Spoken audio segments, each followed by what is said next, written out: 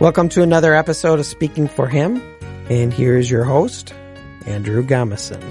Hello, Chad. It's great to be with you and great to be with all of you in listener land or here in Listener radio land, wherever we are. You know what? You know what you should do, because they do this a lot. They'll name their listeners, like wrestling, the WWE. They name the people who love them. They call them the WWE universe. Okay. I think you should call your listeners the Andrewverse. The Andrewverse. Okay. Well, perhaps we can do better than that. If you have any suggestions, about what my listeners should be called, then you are more than welcome to contact us with the contact information at the end of the show. But all that to say, kind of a loose beginning to actually a fairly serious topic, and that's the topic of immigration. It's been in the news a lot lately, and I've hesitated to do a podcast about it. I almost flaked out this time. I was almost like, I'm not going to do this, and then I really felt that God was asking me to say a few words about it. I want to preface this by saying I'm not all-knowing. I'm not all-wise. I don't have all the answers, and some people are going to disagree with me. But the things that I have to share with you are stuff that's been on my heart for a while, and I hope that this is a slightly better forum to share these thoughts than a Facebook comment section. And so with that being the primer to get the pump ready to go, let's get started with the quote of the day, Chad. And if a stranger sojourn with thee in your land, ye shall not vex him, but the stranger that dwelleth with you shall be unto you as one born among you, and thou shalt love him as thyself. For ye were strangers in the land of Egypt. I am the Lord your God. Leviticus 19, verses 33 and 34. All right. Well, there's a couple things even in this first quote of the day that I can point out. And the one being, if a stranger chooses to dwell with you, you should be kind to him. I think that's very important. And I've always felt this way, that we should be kind. We should live out the mandate of the Statue of Liberty that says, give me your tired, your poor, your teeming masses yearning to breathe free. And then it also says, he shall be unto you as one born among you. And I think this is a key. And my first thing I want to talk about is assimilation. I really think assimilation is important. If you read the Old Testament, and a lot of people are citing Old Testament passages, I believe, kind of haphazardly on this issue. If you read the Old Testament about this issue, you will find that there's a good case to be made for people, if they decide they want to live as a Gentile in the Jewish nation in the Old Testament, they were kind of expected to adopt the Jewish customs and be assimilated into the Jewish nation and say, I want to be a Jew, a Gentile Jew from this point on. And I think that's something we need to encourage as we deal with the issue of immigration. We need to encourage people to want to come here to be Americans. If you have an earnest desire to come here to be an American, then I definitely want you here. And I think most of my friends and listeners would echo those sentiments. But as we think about assimilation being important, I just want to share this passage from Deuteronomy 16:9-16, and I will not make Chad read it. I'm going to read it myself. 7 days or 7 weeks shalt thou number unto thee. Begin to number the 7 weeks from such time as thou beginnest to put the sickle to the corn, and thou shalt keep the feast of weeks unto the Lord thy God with the tribute of a freewill offering of thine hand, which thou shalt give unto the Lord thy God, according as the Lord thy God hath blessed thee. And thou shalt rejoice before the Lord thy God, and thy son and thy daughter, and thy manservant and thy maidservant, and the Levite that is within thy gates, and the stranger, and the fatherless and the widow that are among you, in the place where the Lord God has chosen to put his name there. And thou shalt remember that thou wast a bondman in Egypt, and thou shalt observe and do these statutes. Thou shalt observe the Feast of Tabernacles 7 days, after that thou hast gathered in thy corn and thy wine. And thou shalt rejoice in the feast, thou and thy son and thy daughter and thy manservant and thy maidservant and the Levite and the stranger and the fatherless and the widow that are within thy gates. 7 days shalt thou keep a solemn feast unto the Lord in the place which the Lord shall choose, because the Lord thy God shall bless thee in all thine increase, and in all the works of thine hands. Therefore thou shalt surely rejoice. 3 times a year shall all the males appear before the Lord thy God in the place which he shall choose, in the feast of unleavened bread, and in the feast of weeks, and in the feast of tabernacles, and they shall not appear before the Lord empty. So it's basically, in this passage, seems to be indicating that whether you're a foreigner or whether you're a native-born member of the children of Israel, you are expected to observe these feasts. So again, talking about assimilating, wanting to be in America. When I was growing up, we always called America a melting pot because we all came together from different backgrounds and we were first and foremost Americans. Lately, it seems to me that we are much more of an ice cube tray.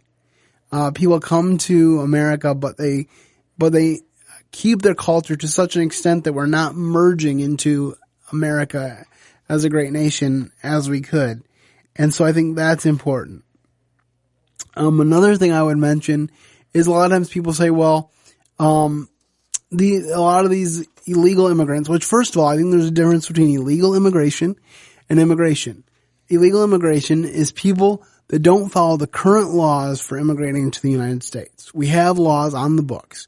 And do I think that they can be improved? Absolutely, 100%.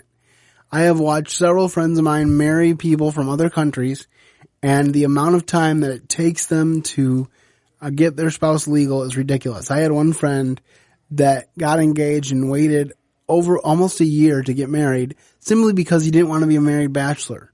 He had to wait for his wife to get back from her country and be able to have permanent residence here before the wedding, because he's like, I don't want to be a married bachelor. When she's ready to come over, we'll get married because then we can be married.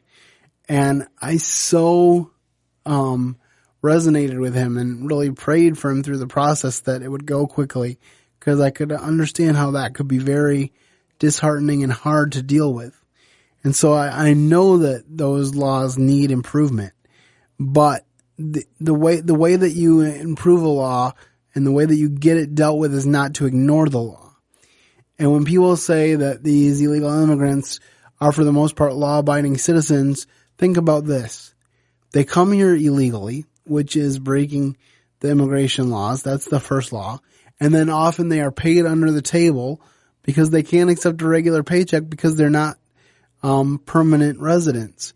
And so that's another law that they break by getting money under the table. And it actually takes advantage of them because you can give somebody way less than they deserve as far as money because they're not going to report you because they want to stay in the country. So this thing that people think is so good that we're just welcoming them in is actually a disservice. It's kind of like when black people constantly vote pro-choice Democrat, not realizing that over 50% of all abortions that take place are African American or Latino. The very concept behind the abortion becoming an industry was to eliminate the minority races. And so I think there's a very similar thing going on where we don't understand the whole picture as far as this goes. And the other thing I would say, and I do not mean this to be cocky in the least, I mean this seriously, and that is, what law that I don't like should I start ignoring because it's not good enough? And I ask this by way of introspection because I know there's laws that we don't appreciate, and obviously it can be hard to know where the line is because eventually, there do come up laws that you have to ignore for conscience sake. And I guess if you're totally minded that your conscience won't let you follow the immigration law and that you have to shelter these people, I guess you are left to your own conscience to decide that that's something you need to do. But I think we need to be very careful about the fact that we are already, in many cases, not following the law. Now, I work with a lot of immigrants at Potter's House Christian School. I love working with them. I love the fact that they are grateful to be here. A lot of them go through Bethany Christian Services or whatever to get over here so they can have a better life. I think that's great. I think can be America's mission in the world, one of their biggest missions. But I don't think we do right by people by encouraging them to break the law. And, Chad, I'm just wondering if you have any thoughts. As far as immigration is concerned, I understand that people should come to this country legally. That goes without saying. Unfortunately, we are in a position where our immigration laws favor the wealthy and the educated. And because it favors the wealthy and the educated, the very people who need to come here because of their suffering are not being allowed to come in. And the very people who need to stay in their country to help better it are coming here. And that, to me, is not very Christ-like. That is a very interesting perspective that I hadn't considered, that the wealthy people who could probably benefit their country by staying are coming in, and the people that really need a step up are being left out. I definitely can see a lot of that perspective. But again, the question comes back to, do we rationalize breaking the law in order to satisfy our conscience? And one of the things that I think about too is that this DACA thing, that has to do with dreamers, children of illegal immigrants. It was, first of all, it was an executive order. And so executive orders aren't meant to last forever. And by rescinding it, Donald Trump wasn't saying this is totally unnecessary. He was saying, let's go into, the legislative process and come up with something that will meet these needs. Now, I know there's a lot of disagreement as to exactly how he is proposing that we meet these needs, and I'm not sure I totally agree with them. But again, I'm really hoping that we can come to the legislative table and get something done because you're exactly right. People do need help. If the reason that they can't become permanent residents or citizens is because they're not documented, we need to help them get documented.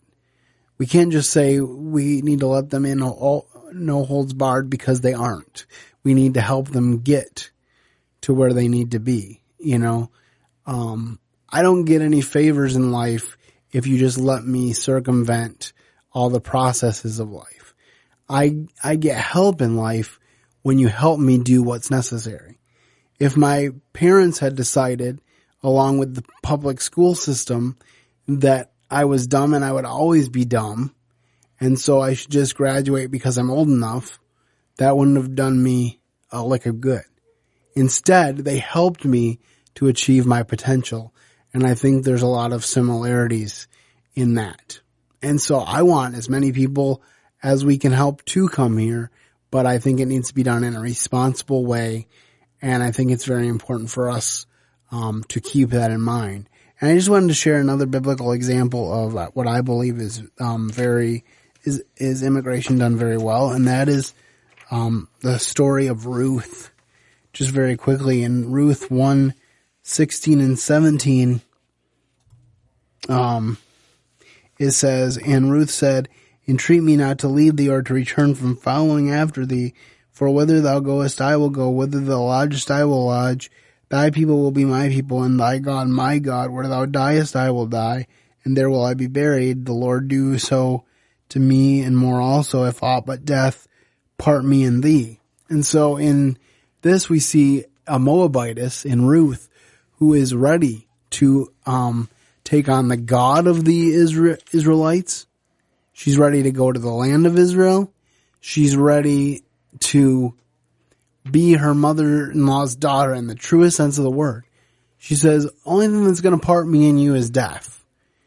And I really think that shows a good picture of what our attitude should be toward the immigration issue as we go forward here in our country. And again, it's not something of exclusion. And of course, we don't live in a theocracy. You can worship whoever you want to worship. But I do think there needs to be a restoration in a lot of ways of a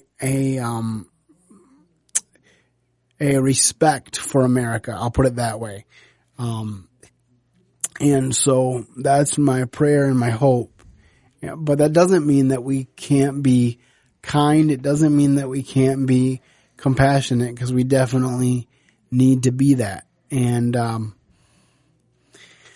so we need to keep that in mind, and we need to do the right thing without a bunch of flaming rhetoric, being a part of the equation. And then one final observation about Ruth, and that was by Boaz in Ruth chapter 2. It says, "And Boaz answered and said unto her, It hath been fully shown me all that thou hast done unto thy mother-in-law since the death of thine husband, and how thou hast left thy father and thy mother and the land of thy nativity, and art come unto a people which thou knowest not heretofore." And I think that part of it is, if you read about people that have immigrated to this country in the past, you'll see that they worked really hard to get here, and they wanted more than anything else to be American. And that's the prayer that I have for the immigrants that are coming over today. I don't think it should be limited if people want to come over here and be Americans, but I think we need to come up with a reasonable law and follow that. And I don't think you get to a reasonable law by ignoring the law that's in place. I really don't. And so that is my take on the immigration issue. If you want to share your feedback, you may do so with the contact information at the end of the show, or you can share a little bit of feedback on my Speaking for Him Facebook page, which I really want to become a forum of discussion for the entire podcast. Mm-hmm. So if people have opinions or thoughts on what I've shared today, and I'm pretty sure they will, based on how much play this issue gets in our media today, especially social media, then feel free to kind of contribute. As long as you don't use swear words on my page or in my email, I will gladly take your feedback and I will respond to it. And we'll try to be cordial to each other. And if we can't come to a total agreement, at least come to a respect for one another. Do you have any final thoughts, Chad? My opinion on immigration is slightly different than yours in that although these people are coming in illegally, they're coming in illegally because they're suffering. And the way that the laws are set up right now, it would be very difficult, if not impossible, for them to come to this country. That is why they sneak into this country to begin with. So the Democrats and the Republicans have failed us. They have also failed the immigrants, and those people who have come with these bickerings amongst each other that nobody seems to be able to come to an agreement that helps actual people. So I'm very disappointed on how our government has handled immigration. No, I totally agree with you there. And, hopefully something will be resolved fairly soon. I can't say that it will, because I know it's been a topic for years and years, but I'm praying that something will happen so I'll have a clear idea of what it takes to become a part of this country, because it is a great country, and I think it has potential to be even greater if we follow God and put Him first. Amen. True to that. All right. Well, that is our show for today. I hope that you enjoyed it, and at least it gave you something to think about. If you want to contact us with the info at the end of the show, you can do that and give me your honest feedback. I would really appreciate to hear from you, and I will respond. I just hope that you have a great weekend and keep serving the best of masters. Thank you for listening to today's episode. Your host has been Andrew Gomison, founder of Speaking for Him. For more information on today's show and to leave us comments and voicemails, visit speakingforhim.blogspot.com. You can find Andrew's ministry at speakingforhim.com. That's speaking, the number 4, HIM. You can also interact with us at facebook.com/speakingforhim and on Twitter at Speaking for Him. And when you look for us on iTunes and Stitcher, let us know what you think of the podcast by leaving a rating and review.